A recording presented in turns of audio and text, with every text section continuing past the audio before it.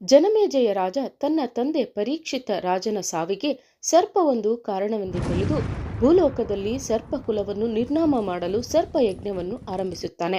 ಈ ಸಂದರ್ಭದಲ್ಲಿ ಸರ್ಪಗಳ ದೂರದ ಬಂಧುವಾದ ಆಸ್ತಿಕ ಋಷಿಯು ಸರ್ಪಯಜ್ಞ ಮಾಡುವ ಜನಮೇಜಯ ರಾಜನನ್ನು ಪ್ರಸನ್ನಗೊಳಿಸಿಕೊಂಡು ಜನಮೇಜಯ ರಾಜನು ವರವನ್ನು ಕೇಳು ಎಂದು ಕೇಳಿದಾಗ ಆಸ್ತಿಕನು ಪ್ರಾಣಹಿಂಸೆ ಮಹಾಪಾಪ, ನೀನು ಈಗಾಗಲೇ ಮಾಡುತ್ತಿರುವ ಸರ್ಪಯಜ್ಞವನ್ನು ನಿಲ್ಲಿಸಬೇಕು ಎಂಬ ವರವನ್ನು ಕೇಳಿಕೊಂಡನು.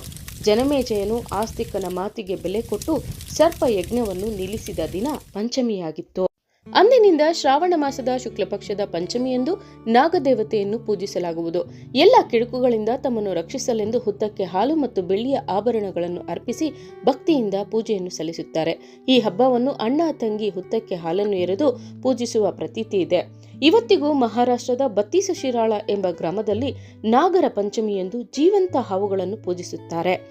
ಇದೇ ರೀತಿಯ ಧಾರ್ಮಿಕ ವಿಚಾರಗಳನ್ನು ತಿಳಿಯಲು ನಮ್ಮ ಮೈ ಆಚಾರ್ಯ ಫೇಸ್ಬುಕ್ ಮತ್ತು ಇನ್ಸ್ಟಾಗ್ರಾಮ್ ಪೇಜ್ ಫಾಲೋ ಮಾಡಿ. ಈ ಮಾಹಿತಿ ಎಲ್ಲರಿಗೂ ಶೇರ್ ಮಾಡಿ. ಧನ್ಯವಾದಗಳು.